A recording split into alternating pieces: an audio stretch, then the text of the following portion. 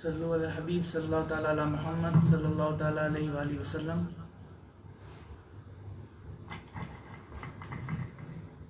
سب سے پہلے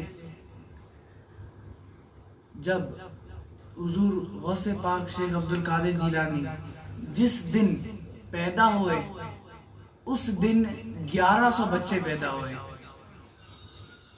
اور وہ سارے کے سارے بچے ہوئے، یعنی لڑکے ہوئے.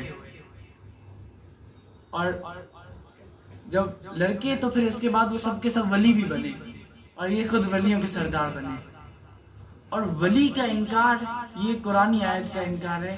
رب تبارک و تعالیٰ نے قرآن پاک میں فرمایا الا ان اولیاء اللہ لا خوف علیہم ولا هم یحزنون، بے شک اللہ کے ولیوں کو نہ کوئی خوف اور نہ کوئی غم. جب غوث پاک نے منبر پہ بیٹھ کر یہ اعلان فرمایا قدمی حاضی رقبت کلی ولی اللہ، میرا یہ قدم تمام اولیاء اللہ کی گردن پہ ہوگا، تو منبر کے پاس ہی ایک شخص بیٹھا تھا، اس نے آپ کا قدم اٹھایا اور اپنے سر پہ رکھ لیا. بولا حضور میرے سر پر بھی. تو اب اتنی سی دیر میں بھی حضور غوث پاک فرماتے ہیں تو نے دیر کر دی، تجھ سے پہلے بھی ایک خراسان کی وادیوں میں بیٹھا ہے، وہ کہتا ہے بل علی رأسی و عینی، بل علی رأسی و عینی. حضور آپ گردن کی بات کرتے ہیں، میرے سر پر بھی میری آنکھ پر بھی. تو ہم نے اسے ہند کا بادشاہ بنا دیا. تو اب کوئی سر پہ لے رہا تھا، کوئی دل پہ لے رہا تھا، کوئی گردن پہ لے رہا تھا، کوئی آنکھوں پہ لے رہا تھا. مفتی اعظم ہند فرماتے ہیں یہ دل یہ جگر ہے، یہ آنکھیں یہ سر ہے، جہاں چاہو رکھو قدم غوث اعظم. اب غوث پاک کے قدم کو سر پہ لے رہے ہیں. ایک دفعہ ایک غوث پاک نفل پڑھ رہے تھے، اب فرض بھی نہیں اب واجب بھی نہیں، نفل پڑھ رہے تھے. تو ایک بندہ آیا اور اس نے غوث پاک کے پیچھے نیت کر لی. اب سب وہ تھے اور وہ پیچھے نفل پڑھ رہا تھا. تھوڑی دیر ہوئی تو وہ گلنے لگ گیا. گلتے گلتے اتنا گل گیا کہ کھال بھی نہیں، ہڈی بھی نہیں، گوشت بھی نہیں. غوث پاک پھر نفل سے سلام پھیرا اور پھر اٹھا کے کہتے ہیں سبحان اللہ، ایک ہی تجلی میں اپنی اصل پہ پہنچ گیا. کیونکہ جو حضور غوث پاک کے اوپر جو تجلیاں نازل ہو رہی تھی وہ ہر ایک کے بس کی بات تھوڑی ہے اس کو ہینڈل کرنا. تو اسی طرح پھر مفتی اعظم فرماتے ہیں روزی کی بات کرتے کہ میری روزی مجھ کو عطا کر دے پیارے. یہ کھانے پینے والی روزی نہیں ہے، یہ دوسری روزی ہے. ایک دفعہ ایک ہندو زنار پہنا اس نے اور وہ ایک ولی کے پاس گیا، اس نے اوپر پردہ بھی ڈال دیا. بولا کہ یہ حدیث ہے کہ مومن کی وراثت سے بچو، وہ اللہ کے نور سے دیکھتا ہے. اس کا مطلب کیا ہے؟ انہوں نے مطلب جواب دیا لیکن وہ مطمئن نہیں ہوا. پھر دوسرے کے پاس گیا، پھر تیسرے کے پاس، اسی طرح ہوتے ہوتے ایسے جنید بغدادی کے پاس گیا اور اس نے بولا کہ یہ ہے حدیث، اس کا مطلب کیا ہے؟ اس نے پردہ ڈھکا ہوا تھا. بولا اصل مطلب یہ زنار دوڑ دے اور مسلمان ہو جا. تو اس پہ مفتی اعظم فرماتے ہیں میری روزی مجھ کو عطا کر دے پیارے، تیرے در سے دنیا نے لی غوث اعظم. تیرے رب نے مالک کیا تیرے جد کو، اور تیرے در سے دنیا پلی غوث اعظم. اور جب حضور غوث پاک بچے تھے تو ایک اماں، ان کا بچہ بہت بیمار تھا. وہ گھومتے گھماتے کسی نے ان کو بولا کہ یہ غوث پاک کے نانا ہیں، یہ بہت بڑے ولی ہیں، ان کے پاس جاؤ، یہ ٹھیک کر دیں گے. بھاگتی دوڑتی گئی اور چوکھٹ پہ آگے وہ بچہ مر گیا. اب روتی روتی اندر گئی، بولا یہ آپ کی چوکھٹ پہ مرا ہے بچہ اور مجھے یہ زندہ چاہیے. بولا یہ اللہ کا کھیل ہے، یہ میں نہیں کھیل سکتا. اب نانا ایسے کر کے اندر چلے گئے. پھر کھیلتے کھیلتے غوث پاک چھوٹے تھے آئے. بولا اماں کیوں رو رہی ہو؟ بولا تیری نانا کی چوکھٹ پہ آ کے میرا بچہ مرا اور تیرا نانا مجھے جواب نہیں دے رہا. تو اب یہ کچھ اتنا نہیں تھا کہ میں اپنے نانا کو جا کے سمجھا دیتا ہوں کہ آپ کو ہیلپ کر دیں، ایسا کچھ. انہوں نے صرف سر پہ ہاتھ پھیرا اور اسی وقت وہ بچہ زندہ ہو گیا. یہ ہو گیا. اس کے بعد پھر نانا کو جلال آ گیا، نانا ڈنڈا لی اور پیچھے پیچھے غوث پاک آگے آگے بھاگتے بھاگتے قبرستان پہنچ گئے. قبرستان میں بولا اے مردوں تم سوئے ہوئے ہو, نانا مجھے مار رہے ہیں, ڈنڈا لے کے آئے ہوئے. ادھر 300 مردے لائن سے کھڑے ہو گئے. نا یہ غوث پاک ہیں, یوں کر کے کھڑے ہو گئے, یہ غوث پاک ہیں. تو اب وہ مردے اٹھاتے ہی جا رہے تھے غوث پاک. تو نانا نے بولا یہ تو سب اٹھا دے گا, تجھے حسن حسین کا واسطہ ہے, تو رک جا. جب حسن حسین کا واسطہ سنا پھر رک گئے. اسی طرح جب حضور غوث پاک پیدا ہوئے تو پہلی رمضان المبارک تھی, پہلی رمضان المبارک تھی, اور اسی وقت غوث پاک نے روزہ رکھنا شروع کر دیا.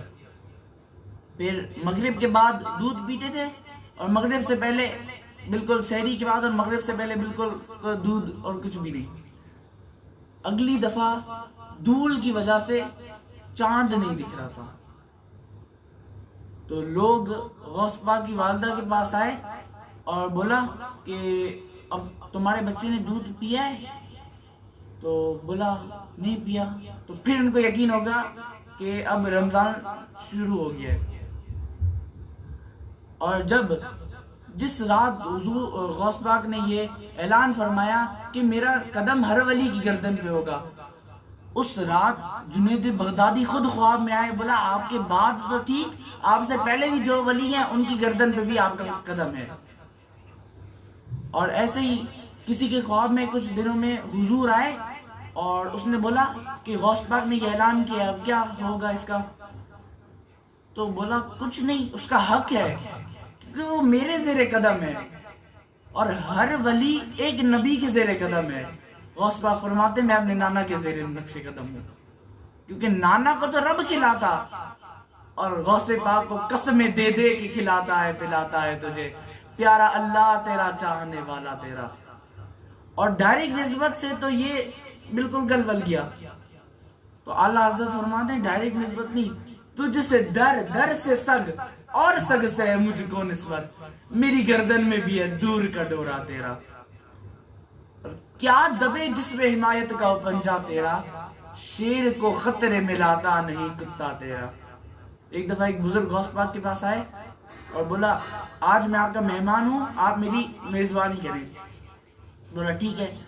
تو بولا جو میری میزبانی کرتا ہے وہ میرے شیر کی بھی میزبانی کرتا ہے.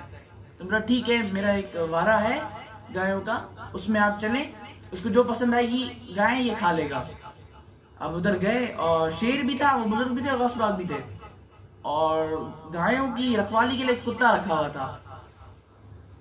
وہ کتے کی زنجیر کی رسی تھی, اور جیسے اندر آیا نا شیر, کتے کو جھڑا لایا, کتے نے رسی توڑی اور شیر کو چیر پھاڑ دیا. تو غوث کے در کی گائے کھائے گا؟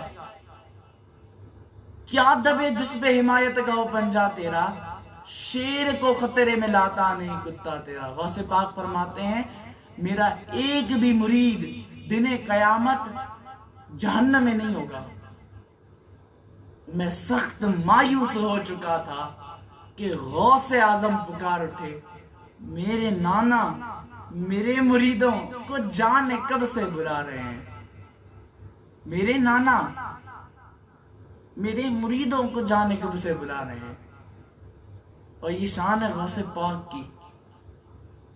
آخر میں ساری جو اولیاء اللہ کی اور کچھ انبیاء کی بھی شانیں آتی ہیں, وہ آگے ادھر ہی رکتی ہیں کہ یہ شان ہے ان کے غلاموں کی, سردار کا عالم کیا ہوگا. اور ایسے کچھ لوگ بولتے ہیں کہ یہ جو غوث پاک کا وسیلہ مانگتے ہیں نا, یہ نہ مانگا کرو, خود رب دے رہا ہے نا, سیدھا رب سے دعا مانگ لو, اور یہ سب شرک ہے, یہ نہیں کرنا چاہیے, ایسے بولتے ہیں. تو رب خود ہی قرآن میں فرما رہا ہے استعینوا بالصبر والصلاۃ, صبر و صلاح سے مدد مانگو. استعینوا بالصبر والصلاۃ, صبر و صلاح سے مدد مانگو. صبر و صلاح پسند ہے اسی لیے کہہ رہے ہیں نا. تو کیا صدیقین پسند نہیں, کیا شہداء پسند نہیں, کیا صالحین پسند نہیں؟ بغداد کا غوث بھی پسند ہے, اور اجمیر کا خواجہ بھی پسند ہے. اسی طرح اگر کسی کو کوئی دکھ جائے کہ وہ مزار چوم رہا ہے, تو فوراً اس کے پاس کہیں گے نہیں نہیں یہ ہٹو ہٹو, شرک شرک. پہلی بات شرک کی تعریف یہ ہے کہ جو اللہ کے ساتھ شرکت ہو, ہاشمی میاں فرماتے ہیں میں تمہیں 5 کروڑ روپے دوں گا تم اللہ کو چوم کے دکھا سکتے. اب وہ چوم ہی نہیں سکتے کیونکہ وہ جسم ہی نہیں ہے، وہ نور ہے. تو پھر شرکت کیسے ہو گئی؟ ہم چوم رہے ہیں اور یہ بات ہی ختم کر رہے ہیں کہ وہ شرک ہو سکتے ہیں. مسئلہ ان کے لیے جو نہیں چوم رہے، وہ اس کو بھی نہیں چوم رہے، وہ اس کو بھی نہیں چوم رہے.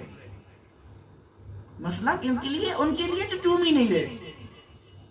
صلو علی الحبیب صلی اللہ تعالی علی محمد صلی اللہ تعالی علیہ وآلہ وسلم.